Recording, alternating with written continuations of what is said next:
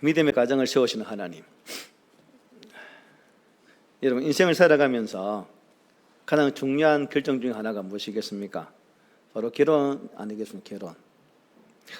결혼은 단순히 두 사람이 만나서 가정을 이루는 신앙의 사건이 아니라 신앙의 길에서 하나님의 뜻을 이어가는 아주 중요한 사건 중에 사건이라 하겠습니다. 오늘 본문은 이제 아브라함의 아들 이삭의 결혼 이야기죠. 우리 잘 아는 내용인데, 아브라함은 늙은 종을 택하여서 이제 이삭을 위해서 아내를 택하기 위해 먼 길 자기가 떠나왔던 고향으로 보내면서 그에게 자신의 아들의 며느리감을 구해오라고 당부하고 또 맹세하고 길을 떠나는 장면을 우리가 볼 수가 있습니다. 이 장면을 보면서 아브라함은 단순히 내 아들이 결혼했으면 참 좋겠다라는 막연한 그러한 소망의 내용이 아니라 이 아들의 아내를 통해서 하나님의 거룩한 약속이 이어지기를 바라는 간절한 소망이 이 아내를 구하는 이 사건 속에 담겨 있다고 보면 좋을 것 같습니다. 그런 측면에서 저도 여러분의 가정의 자녀들도 이제 결혼 적령기가 되었기 때문에 그 자녀들을 어떻게 가정을 세울 것인가, 이것은 예수 믿는 가정이라면 아주 심각하게, 진짜 심각하게 고민하면서 혹 믿음의 자녀가 믿지 않는 배필을 구해서 그 믿음의 기대가 끊어지지 않도록 이 만드는 작업은 너무나 중요함을 오늘 본문을 통해서 한번 발견했으면 합니다. 1절은 이렇게 시작하죠.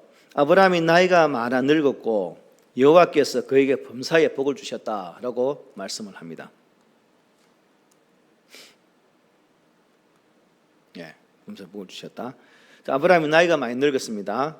역사의 이제 무대에서 서서히 이제 퇴장할, 이 땅에서 퇴장할 준비를 하는 그런 과정이었습니다.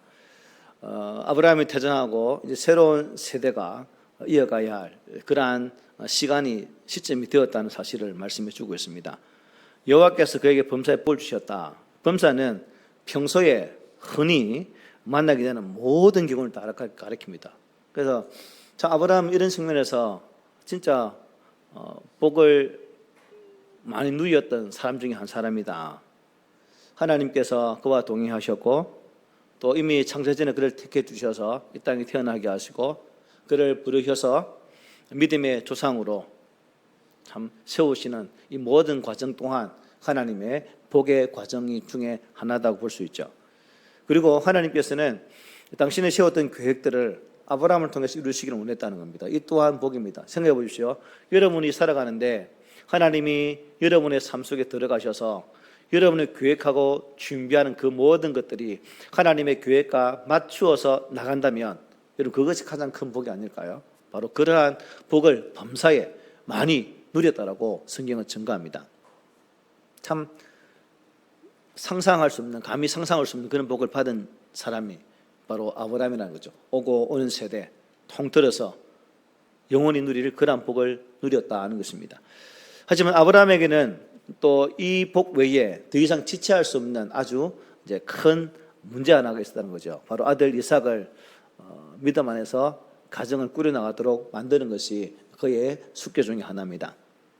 그래서 2절은 이렇게 말하죠. 아브라함이 자기 집 모든 소유를 맡은 늙은 종에게 이르되 청하건대 내 허벅지 밑에 내 손을 넣으라고 말합니다. 자, 아브라함은 자신이 이제 역사 무대에서 태어날 때가 되었을 때 자기 종을 불렀습니다. 아마 종을 불렀다는 것은 가장 충성하고 가장 열심히 아브라함과 함께했던 그런 우리가 알는 엘리에셀이겠죠. 바로 그 자를 세웁니다. 종은 이 아브라함의 가정에 속한 모든 일로부터 그야말로 존경받는 그러한 사람 중에 한 사람입니다. 아브라함이 어떤 삶을 살아왔고 하나님과 관계를 맺어감에 있어서 하나님이 그의 삶 속에 어떻게 역사했는지를 뚜렷하게 보았던 바로 그 종을 아브라함이 불렀다는 거죠. 그리고 엄숙한 서약을 하게 됩니다. 그리고 그 맹세를 통해서 이런 말씀을 주죠. 3절에 보니까 내가 너에게 하늘의 하나님 땅의 하나님이신 여호와를 가리켜 맹세한다 말씀합니다. 아브라함은 여호와에 대한 자신의 믿음을 고백합니다.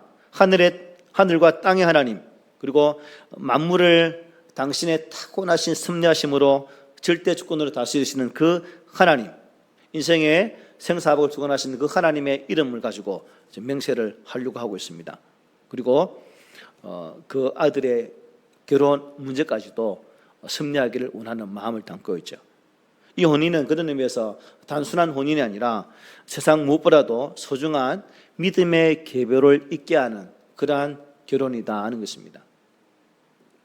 하나님 나라를 건설하는 과정에서 너무나 중요한 부분이죠.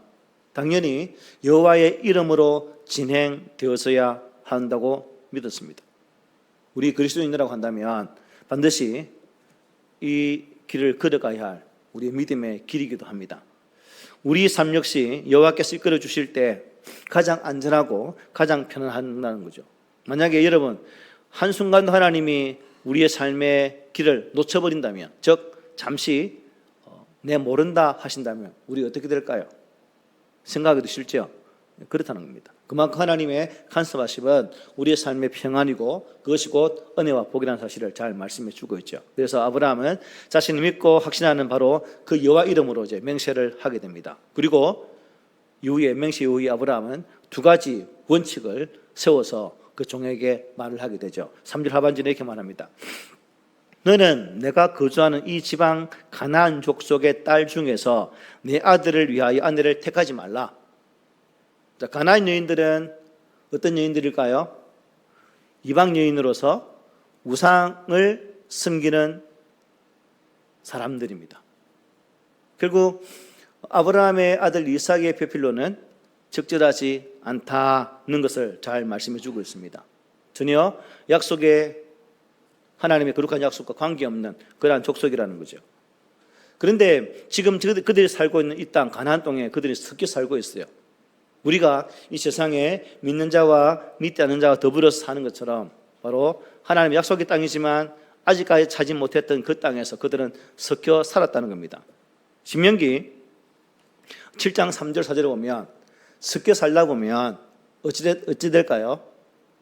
좋은 길을 따라가면 좋으련만 사람이라는 자체가 좋은 길을 따라가기보다는 그렇지 않는 길을 따라갈 때가 많다는 겁니다. 그래서 신명기 7장에서 이렇게 말씀했어요. 하나님이 왜 이방 사람들과 결혼을 금지했는가? 내 딸을 그들의 아들에게 주지 말 것이요 그들의 딸도 내 며느리로 삼지 말 것은 그가 네 아들을 유혹하여 그가 여호와를 떠나고 다른 신들을 섬기게 함으로, 즉 참신앙에서 뭐 한다는 거죠? 떠나가게 한다는 겁니다. 전에도 말씀드렸지만 저는 사역하면서 계속 청년 사역했기 때문에 우리 제자들을 결혼하는 그 일에 참 많이 관여했던 사람 중에 한 사람입니다. 그래서 걔들이 상담하고 남편을 또한 아내를 결정할 때 상담한 대로 했으면 좋으련만 또 그렇지 못한 그런 친구들도 있었다는 거죠. 그 중에 한 명은 결국 사는 집에서 뛰어내려 자살을 한 친구도 있습니다. 제가 그 친구를 가장 되게 뜯어말렸거든요. 근데 결국 결혼해가지고 못 살고 그냥 자살을 해버렸습니다. 이걸 보면서 참 의외로 자매들이 용감합니다, 여러분. 압니까? 자매들이 결혼 앞에 참 용감해요. 남자들은 모르겠는데 남자들은 희바리가 없어가지고 시시 끌려가는데 이 자매들은 용감하게 목사님 내 결혼해서 저 남편을 전도하면 되죠. 그럼 저는 뭐라고 하는지 아십니까? 꿈 깨라. 딱 한 번 꿈 깨라고 말해버립니다. 왜냐? 제 경험상 그리고 결혼을 했던 그러한 제자들의 삶을 쭉 돌아보면 10중 8구 남편에게 끌려가게 되어 있더라. 그 중에 특출나게 또 안 갈 사람이 있어요. 10중 8구니까 한 명 정도. 뭐 지금 창원에 있는 그 친구는 대단하죠. 10중에 10의 1이니까 예를 들어볼게요. 이 자매는 진남편을 전도해서 학습 세우고 세례 주고 그래가지고 딱 결혼을 했어요. 그리고 결혼을 끝난 것이 아니라 결혼하자 시대까지 다 전도해버렸어요. 이런 용감함이 있으면 나 얼마든지 뜸이를 주죠. 근데 대부분 구가 그러지 못한다는 거죠. 그래서 본문에서도 마찬가지거든요. 왜 아브라함이 그 가나안 땅에서 이삭의 배필을 구하지 않고 굳이 자기가 놓았던 갈대아 우르에서 가서 찾도록 했을까라는 질문 속에 우리는 해답을 찾을 필요가 있다는 거죠. 그리고 4절에 보면 이렇게 말합니다. 너는 내가 내게 지시하는 땅으로 가지 말고 내 고향, 내 족속에게로 가서 내 아들 이삭을 위하여 아내를 택하라 말합니다. 자, 내 고향, 내 족속.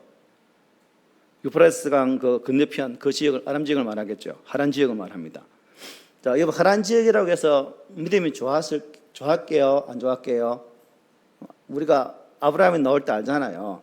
그 지역 동안 뭐 가나안 땅이나 별반 차이가 없습니다.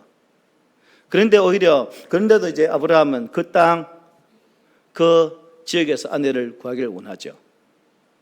일종의 이것은 가나안 땅에 있는 그런 자와 혼인하기보다는 그래도 그나마 자신의 혈통을 통해서 하나님을 알고자 하는 그 여력이 있다는 거죠. 무슨 의미냐면 우리 자녀들이 결혼할 때도 이왕이면 하나님을 아는 자와 결혼하라는 거죠. 하나님을 아는 자와.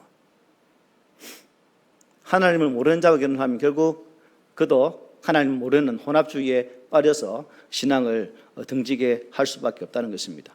그래서 이 하란 땅, 가나안 지역 주민분들보다 뭐 영적, 도덕적으로 조금은 덜 문란했겠죠.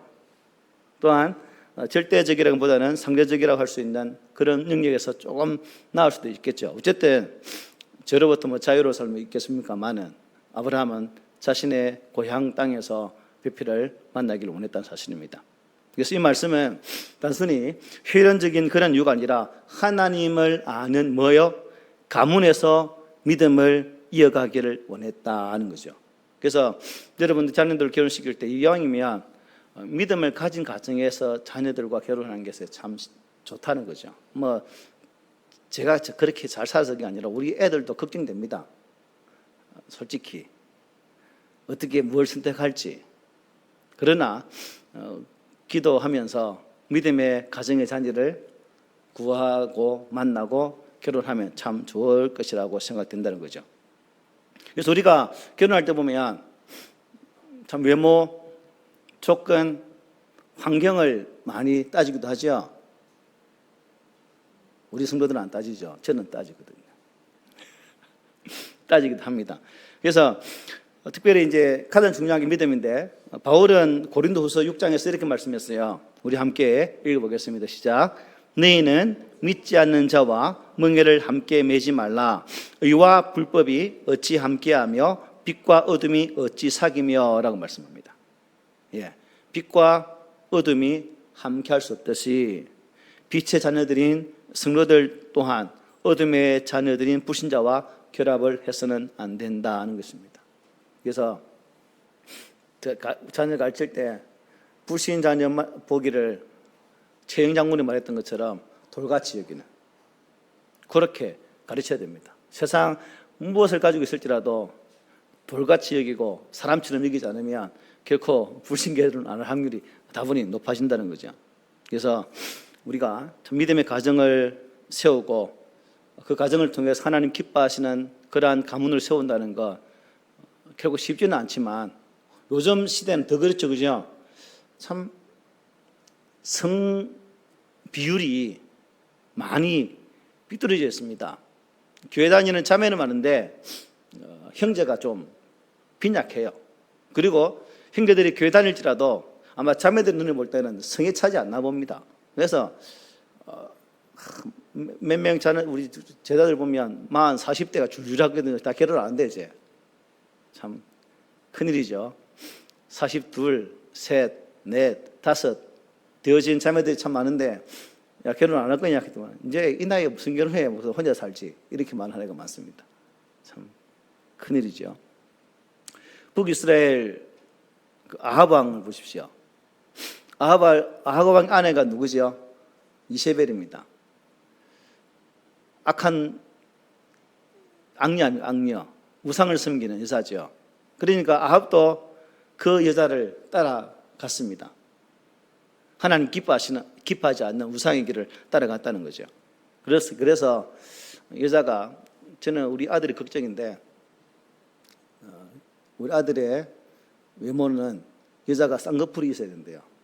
쌍꺼풀이 없으면 무섭대요. 저 누나 생각이 나서. 어쨌든 참 그 쌍꺼풀 찾아 산만인데, 저도 이제 그 목사님들 자연 있으면 혹시 쌍꺼풀 있습니까? 묻거든요. 없다 그러면 탈락 이런 말하긴 하는데, 어쨌든 참 이 짝지를 구해주는다는 게 쉽지 않은 것 같습니다. 그래서 여러분 자녀를 위해서 꼭 기도하십시오. 그리고 애들한테 기도하라고 말하십시오. 결혼 배우자 기도 제목은 될 수 있도록 디테일하게, 아주 자세하게. 지금은 하라 하십시오. 웃지 말고, 웃는 장난 아닙니다. 꼭 하십시오. 그리고 그 기도 제목 가지고 하나님께 한번 묻어봐라요. 저도 키, 나이 차이 다 했거든요, 여러분. 25가지, 2가지인가 했어요. 그래서 한 개 안 맞았고, 한 개 뭐냐면, 안 믿는 집안 여자라, 저분이. 그래서 그게 한 개 비틀어졌지. 근데 하나님이 또 그 한 개 잘못된 대신에 또 다른 거 한 개 채워주셨어요. 신대원 입학할 때 레포트가 많잖아요. 워드 기능이 참 뛰어났더라고요. 하나님이 불신 가정 대신에 워드 기능을 첨가해 주셔서 레포트를 아주 은혜롭게 잘 냈다는 사실. 어쨌든 그런 과정이 있었다는 거죠. 그래서 우리가 이왕이면 외모보다는 믿음 안에 있는 그런 자녀를 택하자 하는 것입니다. 그리고 5절에 보면 이렇게 말씀하죠.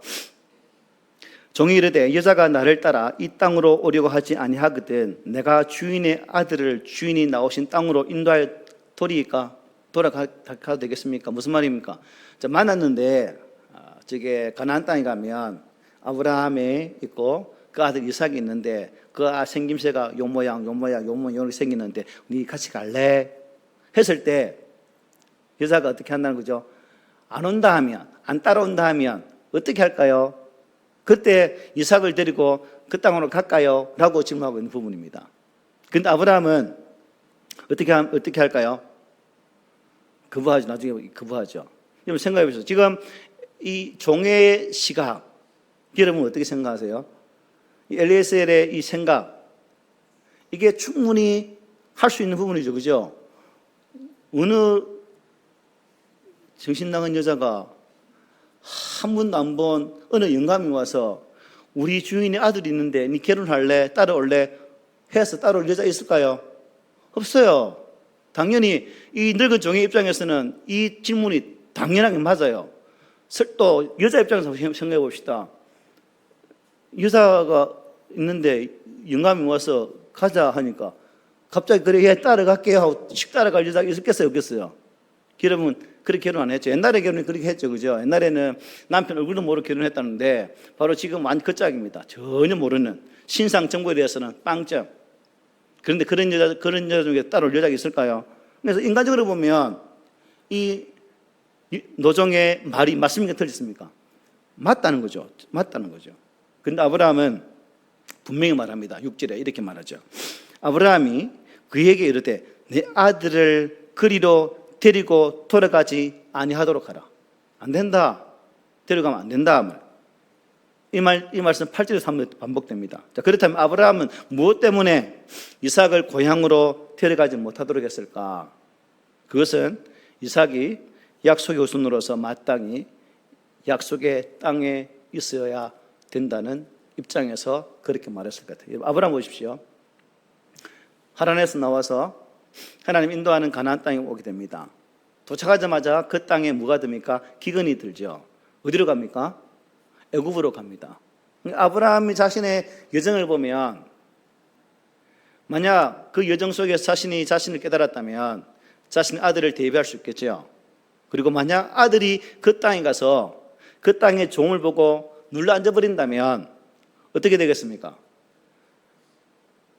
우상을 숨기는 그 길로 빠질 확률이 높다 낮다? 아주 높다는 겁니다. 왜? 사람은 눈에 보여 좋은 것에 마음이 끌리게 되어 있고 그곳에 오래 살다 보면 엉덩이 눌려 앉아 정착할 수밖에 없다는 거죠. 그래서 아브라함은 바로 그것을 두고 반대를 하고 있는 겁니다. 만약 이삭이 가서 여자를 만났는데 그 여자가 우상을 숨기는 여자다. 그런데 그 여자의 참 화려함이 장난이 아니라 그러면 이 아들은 분명 그 장난이 아닌 그 아내의 라인에, S라인에 홀쭉해서 그냥 머물 수밖에 없다는 그런 생각이라는 거죠. 그래서 그대로 이런 내용이 여러분 비단 이삭을 해서 한 말이 아니라 자기 자신의 경험이죠. 그죠? 그동안 살아왔던 삶의 여정을 쭉 살펴보니까 자기 자신을 보니까 아들에게도 분명히 나와 같은 기질이 있을 것이다. 아마 이런 교훈이 있었을 거예요. 그래서 가지 못하도록 했다는 사실입니다. 그래서 우리가 예수 믿는 이유도 마찬가지입니다. 신앙생활을 하다 보면 다시금 불신에 대해 살아왔던 옛 신앙의 옛 사람의 습성들이 간혹 생각나서 그 길을 따를 가능성도 충분히 있다는 거죠. 만약 우리가 옛 습성을 버리지 못하고 그냥 주 안에 있으면서도 그 길을 따라간다면 그분은 분명히 이 신앙을 버리고 다시금 세상의 길로 갈 수밖에 없을 것입니다. 그래서 하나님께서 아브라함은 그러한 사실을 알기 때문에 오직 믿음 안에서 한 길을 걷게 하고 또 약속의 땅에서 그의 아들의 가정이 꾸려지기를 간절히 원했기 때문에 노종의 그러한 바람도 거부해버렸다는 사실이죠. 우리 7절에 보면 이렇게 말합니다. 하늘의 하나님 여호와께서 나를 내 아버지의 집과 내 고향 땅에서 떠나게 하시고 내게 말씀하시며 내게 명세하여 이르시기를 이 땅을 내 씨에게 주리라 하셨으니 그가 그 사자를 너보다 앞서 보내실지라 네가 거기서 내 아들을 위하여 아내를 택할지니라 말씀합니다. 자, 여기 씨에는 두 가지 의미가 있겠죠. 가깝게는 이삭, 멀게는 후손이라고 볼 수가 있습니다. 모두 아브라함의 후손들을 가리키겠죠. 하나님께서는 이들에게 가나안 땅을 주시겠다고 약속하셨죠. 그죠? 그리고 아브라함은 여호와 이레의 하나님께서 늙은 종보다 먼저 하란으로 가셨다고 믿었습니다.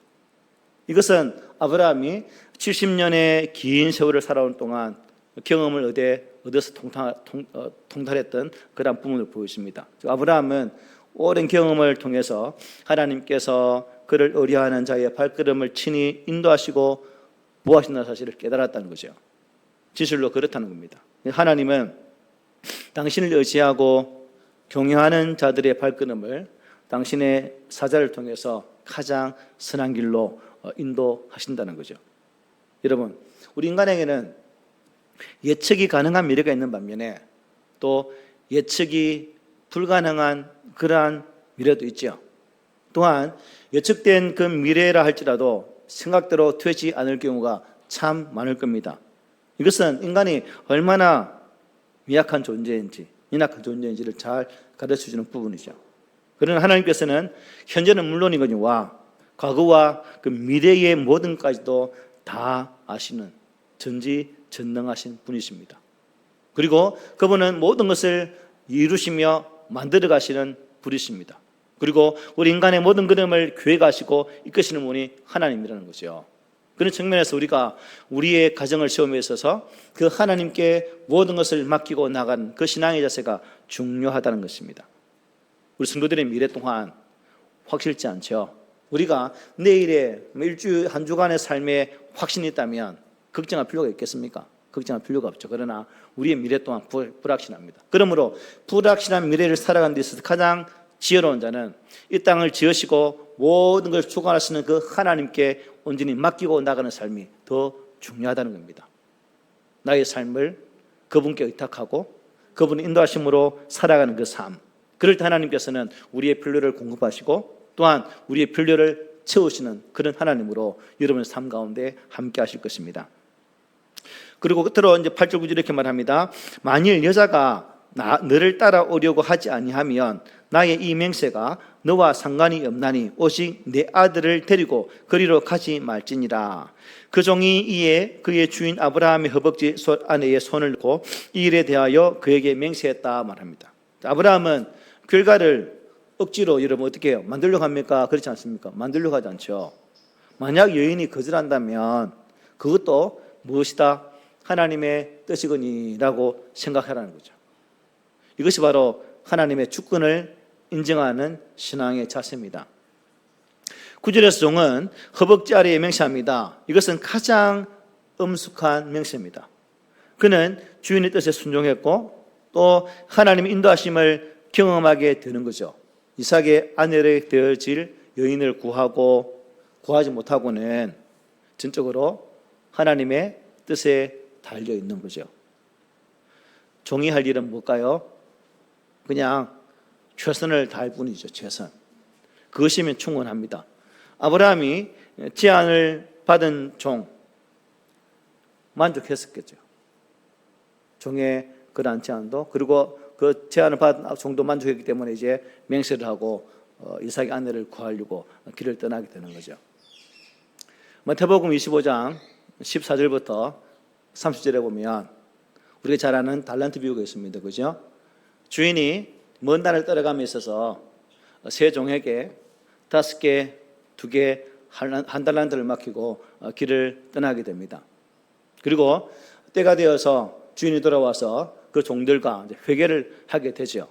그래서 5개 받은 종이 열심히 일해서 배로 남겼습니다. 착하고 죽는 종이라 칭찬을 듣습니다. 그리고 2달란트 받은 종도 열심히 일해서 배로 남겨서 주인에게 갖다 드립니다. 주인 또한 그를 칭찬하고 또 내 기쁨에 참여할 것이다라고 많은 격려의 말씀을 주고 있죠. 그런데 한 달란트 받은 종은 어땠습니까? 있는 그대로를 가지고 부득하게 이익을 남기는 것은, 잘못된 것은 있는 것 그대로 주인에게 드립니다 했을 때 주인은 그것을 뺏어서 배로 남긴 종에게 주면서 어떻게 말합니까? 이래가며 후회함이 있으리라는 말씀으로 그에게 저주의 말씀하시는 장면을 볼 수가 있죠. 여기에서 이 부의 목적에서 우리가 알 수 있는 게 뭔가? 하나님은 이 부에서 무엇을 말씀하는 거죠? 많은 열매를 맺는 것일까요? 아닙니다. 최선을 다하는 신실한 자세를 구하는 거죠. 성실한 자세. 우리에게도 여러분 열매가 아니라 하나님은 최선을 요구한다는 겁니다. 전도를 해서 열매 없어도 됩니다. 그러나 그 과정 속에서 내가 최선을 다했는가 더 중요한 거죠. 결과는 누가 책임지는 거예요? 하나님 책임지는 거죠. 그래서 허락하신 환경과 상황과 조건을 믿음으로 받아들이면 되는 거죠. 최선을 다해서 성실하게 살아내면 된다는 것입니다. 그래서 게으르고 나태하면 안 된다는 거죠. 여러분이 살아가는 삶의 자리도 마찬가지입니다. 그것이 여러분의 삶의 자리가 하나님 주신 달란트를 생각한다면 어떻게 해요? 열심히 일해야 되겠죠. 그죠? 그리고 나의 삶의 자리에서 최선으로 수고했다면 그것으로 하나님 어떻게 해요? 인정하시고 칭찬하신다는 겁니다. 그래서 우리들이 할 것은 바로 거기까지입니다. 내게 주신 위치에서 그 자리에서 가장 최선으로 성실하게 주를 섬겨나가는 자세, 이것이 중요하다는 겁니다. 신앙생활에서 우리는 자주 억지로 무언가를 만들어 내려고 할 때가 참 많죠. 그러나 하나님은 우리의 계획이 아니라 뭐예요? 하나님의 뜻대로 이루시기를 원하십니다. 그래서 잠언 기자는 이렇게 말합니다. 마음의 경영은 사람에게서도 말의 응답은 여호와께로부터 나온다라고 말씀하고 있습니다. 그리고 잠언 6장 16장 9절에 이렇게 말합니다. 사람이 마음으로 자기의 길을 계획할지라도 그의 걸음을 인도하시는 이는 여호와시다라고 증거하죠. 맞습니다. 마음의 소원과 일의 계획은 저와 여러분에게 있을지라도 이루어주시는 분은 누구라는 겁니까? 하나님이시다. 우리는 순종할 뿐 결과는 하나님의 손에 맡기는 것이다 하는 것입니다. 오늘 본문은 단순히 한 아버지가 아들의 결혼을 준비한 이야기가 아니에요. 이것은 믿음의 가정을 세우시는 하나님의 손길을 우리에게 잘 보여주고 있습니다. 믿음의 가정을 세워야 됩니다. 여러분 자녀들을 싸워서라도 바른 믿음의 가정으로 세울 수 있도록 처절하게 한번 싸워보십시오. 그리고 하나님 약속을 한번 신뢰해 보십시오. 나의 믿음이 자녀에게 흘러서 내 믿음의 계대가 끊이지 않는 그러한 가정으로 만들어 가겠다. 그 속에서 하나님은 반드시 약속함으로 은혜를 주신다는 사실을 믿으시기 바랍니다. 그리고 그 모든 과정에서 내가 하고자 한다면 안 된다는 거죠. 하나님의 주권을 의지하고 그 주권에 맡김바 되어진 가정을 세워가야 된다는 사실입니다. 그러므로 우리 꿈 있는 교회 성도의 가정 속에 끌끌 이랄 걸 저랄 걸 후회의 소리가 아니라 그때 참 잘 선택했다. 그때가 힘들었지만 그 선택이 있었기 때문에 하나님께서 우리 가정에 이러한 은혜를 주신 것 같아라는 그러한 아름다운 고백, 끌끌하지 마십시오. 참 잘했다는 고백, 이것이 우리의 고백이 되어지고, 그러므로 여러분의 가정 동안 믿음의 계대가 계속 이어지고 주께서 기뻐하실 그런 믿음의 훌륭한 가문으로 서가기를 오늘 말씀으로 부탁을 드립니다. 아멘.